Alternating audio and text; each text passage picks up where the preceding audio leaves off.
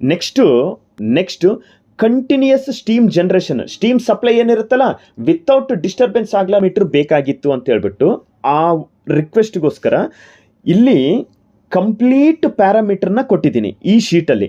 ಏನಾಗಿರುತ್ತೆ, high pressure ನಾವು ಶಿಫ್ಟಿಗೆ water parameter analysis ಮಾಡಿ ಚೆಕ್ ಮಾಡಬೇಕು. ಚೆಕ್ ಮಾಡೋದು ಇಂಪಾರ್ಟೆಂಟ್, ಜೊತೆಗೆ ನಮಗೆ ಇಲ್ಲಿ ಕೊಟ್ಟಿರ್ತಕ್ಕಂತಹ ಪ್ಯಾರಾಮೀಟರ್ಗೆ ಈಕ್ವಲ್ ಬಂದಿದೆನಾ ಬಂದಿಲ್ಲ, ಒಂದು ವೇಳೆ ಬಂದಿಲ್ಲ ಅಂತಂದರೆ ಏನೆಲ್ಲ ಮಾಡಬೇಕು, ಅದಕ್ಕೆ ಏನೆಲ್ಲ ಟ್ರೀಟ್ಮೆಂಟ್ನ ನಾವು ತಗೊಳ್ಬೇಕು ಅನ್ನೋದಕ್ಕೆ ಈ ಒಂದು ಸಿಂಗಲ್ ಶೀಟಲ್ಲಿ ನಾನು ಕೊಟ್ಟಿದ್ದೀನಿ.